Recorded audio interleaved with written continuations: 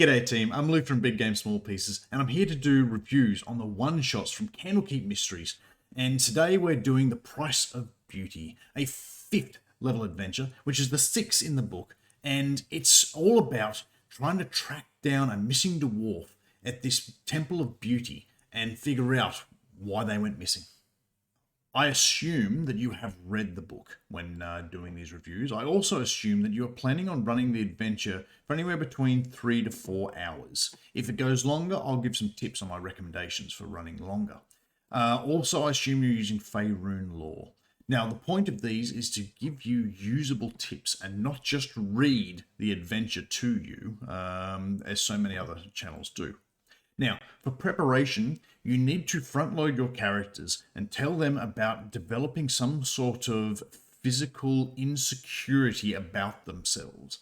Their hair color going grey, their age lines, some scars in places they don't want them. It could be anything, but if you don't do something like this, the characters won't really accept the offer and will turn down from the hags the offer to make themselves more beautiful because of the risk versus reward. They just won't see it if they don't value it in their character. So suggesting things such as Dragonborn's scales are starting to flake off and they can't stop it. Their ears aren't long enough. The dwarf wants a fuller, bushier beard.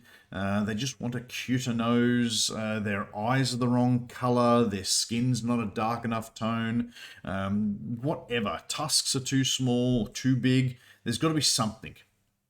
And I also know that the temple is no longer controlled by a priest of Sune, but I would recommend that you have a quick read on what Sune was all about, so you understand what you're portraying in these hags. Now, I'll put links in below so you can quickly find out some web pages on Sune, but you'll find out that her portfolio is beauty, love, and passion. So this doesn't mean she's necessarily dumb, but I mean, you could play the priests if you choose that way. Now, I've also included down below links to my Patreon, which also have some 3D printable tokens you can use for tokens of Sune, or for printing off and showing people what Sune's symbol looks like. Now, this adventure also suggests you use NPCs around the spa, so it's not just the characters sitting in an empty place, and I recommend you do that as well. But I would suggest what you do is you bring back old NPCs or old PCs and have them at the spa using some of the treatments. And the characters will love catching up with them more than brand new people that they're probably never going to see again. So tie your games into your other games and your old games, and people will have a much better time. Now, I also suggest whichever characters the group want to latch onto, they're the ones who are going to get a painting done for themselves in the morning. The special treatment is being done for them the following morning. So that way it puts a time limit on the group. As particularly it might take them a few hours to even realize what's going on, then know that Jono said that he was going to go get a painting tomorrow morning. We need to wake him up in the middle of the night and change it, or come up with some plan as to how they plan on dealing with this NPC who's going to get this painting done that's potentially going to be bad for them. So lean into something like that. I also made a couple little changes. I made the Hellhound Morty. Instead of having him as a big dog, I had him as a cute little fluff ball. So, you know, like a purse type dog. So the hags could carry him around in their little clutch purse type business. And I basically had playing into any TV and movie which makes fun of the beauty industry. If you can do that in any particular way, that's how I found the most enjoyment for this, is making it to make fun of the beauty industry, not just to play it like that. So where I found the most entertainment. So for hooks for getting them involved was an avowed comes in and says that their friend disappeared and who had an image issue. Now your group are going to be told about this and then come across the book. A portal's going to open up and they're going to step through. I did have fun using the vision of themselves in the mirror on the book, talking back to themselves and saying, hey, you'd look better if you cleaned yourself up a bit or some such. So play on that. That was fun. And remember, this is all just to be a quick one-shot, so you really got to get them going. So even front-loading players with, hey, you're going to do this, is a mechanism. I heard someone complain about it one time, saying like, "Oh, the books just keep forcefully portaling people into these things," and like, it's a one shot. You really don't have much time for someone else to go, "Actually, I'd rather go sail a ship than do the adventure you've got planned." So in T1, the group get to the lobby, and Seth is in there, and he is a charming devil-like character in disguise. This is your chance to play up a charming devil character, which the group shouldn't be too suspect on just yet. So use that and have him suggest all and talk about all the beauty regimes of which the group can participate in. And even add extras that you experience yourself or that you find particularly amusing, such as maybe spray tans or some such. Some other things you could look at would be hair reductions, skin needling, chemical peels, tanning booth sprays, making people the wrong color, plumping creams, which is just an ooze that causes the characters to have a reaction. Anything. Do a Google search for your local beauty places and have a look at the things that they offer, and think about how you can change that into a bit of a D&D goes wrong type situation. One that I used was a meditation class. Only half of my group wanted to do the physical training, like CrossFit, in the morning. So I brought a meditation class, and I had Morgana run it. And it was out the back in the garden where everyone gets to sit down on a little pillow. In which case, the first challenge was for characters to make a DC 8 acrobatics check to see if they could sit in this position for the first 10 minutes, and then I have them do that 2 more times throughout the rest of the session to see if they had to stop and unfold their legs. DC's increasing to 10 and 12. I then also had Morty the Hellhound then come around and just sit there drooling on them or barking the whole time while they're sitting there trying to meditate. So I made people do Constitution saves, DC 12 times 3, just to allow them to remain focused, like spellcasting, you have to remain focused. But also I added Wisdom checks at the same time, DC 10, 12, 14, to maintain focused but unfocused. So you could add a challenge like that into your game. Another activity I added a flyer and put it in and printed it off and showed it to my characters. They could see everything that was available to them, and they could refer back to it. While someone else was getting a treatment and you were talking through with someone else, they could be checking over the sheet and be like, "Oh, what can I do that's interesting?" I've got that on my Patreon, so you can take a look at it if you want to chase that down. Same with the any other deity symbol coins. I also added a plunge pool for cold and hot. So you could add a sauna with plunge pool. I put that in the north, just above the pool area. And any character in either of those took 1d4 hot or cold damage, respectively. You could even have Greensong come in, sit down, and see if she can stay in there. It's a bit of a challenge as to who can stay in the cold water or the hot sauna the longest. So add body scrubs, posture classes, vocal training. Remember, it's anything that can relate to beauty. And beauty doesn't always have to be just skin deep. It could be some other aspects of it. Potentially give the characters, as soon as they walk in, a free drink upon entry, which just tastes horrible, like some sort of wheatgrass juice that no one's going to enjoy. Half the characters are going to be looking for somewhere to spit it out or to tip it into a plant. And be aware that some of your characters might also not want to participate, because once they start seeing the prices on the sheet, they're just going to say, "Oh, I don't want to spend 20 gold and I will gain no benefit. I gain no sword." People won't see the value. Other people might lean into it, but some characters will not see the value in spending 20 gold for a massage that their character gains no benefit from. So you might have to think of incentives to bring them along. One would be that once the hags realize people aren't doing anything, maybe they offer a free service and the characters can choose one to try and get them involved, spending more money, or realize that the hags aren't really after the money. They just want people to participate, review them, and then just pick the ones that are the most weakest and are going to get a painting done for themselves. So you need to have a think about getting them to participate. In T3, no one ever questioned the Scarecrow's disguise not talking. I found that quite strange. So make sure you make a point that the Scarecrows won't. They'll just look up, nod, smile, and do the work of the manicures and such. For T4, in one of my sessions, the Warlock actually won the fitness challenge. Just good rolls. So just keep Azursa pushing on them. And I ran her just like that gym coach who you want to try and please, but you just get down there and work hard, sweat this out. So yeah, she just turns from a nice young girl to this person who just goes ballistic at the group. Get down there and give me 20 type activity. So she come off quite well for a lot of players. Some didn't take to that as easy as others. Now, the Naiad in T5, I didn't find that she became a big feature in my games.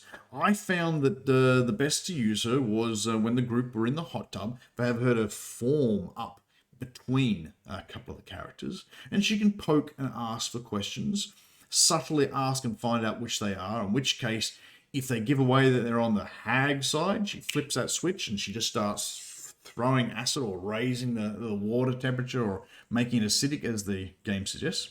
Or if she finds out that they're searching for someone going missing, she could start breaking into her story that she hasn't seen the actual temple mistress in quite a number of years, about a decade.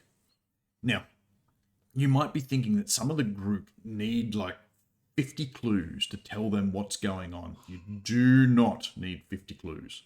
The group are already going to come in half suspicious because they're looking for what's going on. And as soon as you give them one suspected thoughts, they're going to be guilty. As soon as you give them a second one, they're convicted. So you really don't need a lot to push the group in the direction to make them think like, yeah, it's the people running this show are the bad people here. For T17, Ilmar did much the same. We just started with some probing questions. Where are you from? What are you doing here? And as soon as the characters say that they're missing someone who haven't seen in a long time, he can then start realizing he's here for the same thing too, and start asking more direct questions or making statements about, I think something suspect is going on here. Meet me around the back at such a time, or whatever you want to bring your group in and have them suspicious. For T11, the Abandoned Shrine, I found this just fine. It says that the hags have to lower the barrier to get in, but one of my characters just decided to come forth and make an affirmation about beauty, being accepting what she is. And I thought, not only has the game got to keep moving, but that's beautiful. That's exactly the sort of roleplay thing I want to pull out of someone. So I allowed that to lower the barrier around. Anything that you come up with, because they thought it was a challenge, they thought it was a trick, a puzzle. So if someone makes an affirmation of beauty, whatever, that could be enough to bring the barrier down to allow them access to that area. So yeah, you've only got a small amount of time in these 3 to 4 hour one-shots. Don't stop people for 20-30 minutes over something that someone's already made a drive toward that seems reasonable. Now, T12, the Sacred Pool. Sylvari Silversong, the old priestess's situation is classic mythology. It's the beautiful maiden cursed by Athena. This has been told so many times, and if you want more information on that, I suggest you look up that story of the Medusa. It's exactly where they got this from. Now, it did seem a bit strange that she was still crying and being upset after 10 years of being down there and hadn't just resolved herself. But none of my party ever really asked any questions. I think it was just sort of an expected trope that people didn't pay too much attention to. So having the Medusa down there facing away and crying, and then when the group come down and make a bit of noise or threaten, because the group weren't really ready to jump on some bad guy who was sitting there crying, she told them, like, you all need to close your eyes, put out, blindfold yourselves. You can't see me. And both my groups accepted this. I think it was the receptiveness of finding Sylvari crying down there, which, while she was still in the dark and still a bit of a distance away, and they couldn't quite see exactly as the snakes were down, it just kind of looked like hair. And so, yeah, And then she had to blindfold herself, and they had to blindfold themselves to make sure that no one would get done. And she told her story, what was going on, and that way the water weird didn't have to come out and support her in a fight, but it could have gone straight down. The group were ready for a fight by the time they got to her, so it threw them off the crying. And then it became, how do you sneak Sylvari out of there through the hotel, the temple, and hide her in one of the bedrooms so that you could be prepared and bring all your forces together so that you could launch this attack against the people who were running the restful lily. So yeah, quite an interesting thing. Wrapping towels around a Medusa's head and getting her to sneak through in a robe and towels and trying to hide her away in the room as you move people around as housekeeping come in, and it's just played a small little bit of fun just to sneak around. Very relatable, I guess, for some people. We then moved to the tower, and this is where the paintings were being done. And my group waited the night to prepare because I linked it to that NPC who was getting something done in the morning. Now, one group burst in and said, "We're more important, we deserve a painting first," and pre-told the other person "This is dangerous, get out of there." Where another group disguised themselves as the person getting the painting by putting makeup and things on and wrapping themselves up and getting some of their clothes and equipment, and then going in and posed as them till the others burst into the room and took the fight to it. So that worked out really well for both my groups, is that setup of an NPC is getting a painting done in the morning, and you switch places or play it up. Now, obviously, the group want to split up the hags to stop them from just pummeling them. But if they don't do that, to make the fight more interesting and not to just make it instant lightning bolt death, I had only one of the hags was casting the attack spells like lightning bolt. I had another one using the ray of sickness and hold person effects, and I had another one come in and go into melee. And so, Azursa is the melee one, Morgantha is maybe the damage spells, and Green Song I used as the hold person and the controlling the battlefield a little bit. And that gave it a bit more variety as to what was happening in the fight, up and down the stairs in the tower. And when Ilmar led in the Medusa with her head coverings on, and then told her to take it off, and she just blanketed beamed the whole area with her petrification stare. And the group were in amongst that as well, because it's a weapon you've got to think, how are they going to employ in this fight when it can hit everyone? So everyone's got to be like, we need a code word for when we're going to use Operation Medusa to blast everyone and petrify the group. So absolutely fantastic. The other rooms, the kitchen tower, the victims' quarters, and the hags' lairs, they were fine. But I didn't worry too much about going. I didn't have a lot of time. I didn't have time to bring the gargoyles in. With a 3-hour one-shot, you do not have a lot of time. So you've got to get people involved and get things happening, or otherwise you will miss your time. That's probably the most difficult thing of running a one-shot, is keeping the game on time and knowing what to cut away. And I cut away gargoyles, I cut away some of the people who had hints and tips, because the group only needed 1 or 2, and then they kind of come up with. And as soon as they got suspicious, that's when I had one of the hags come out and be like, we've got this cursed temple down the back. If you could clear it out for us, we could make your stay, you could stay for a week for free or something. We'll give you a reward of such, something the group are going to want. A beauty treatment. We'll do you all up a painting, which might lure the group in.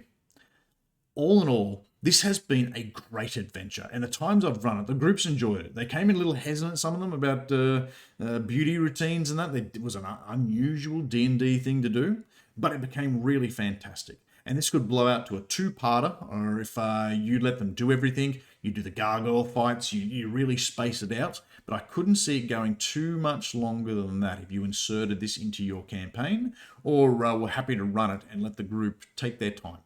So I couldn't see it going too much longer than 2 sessions.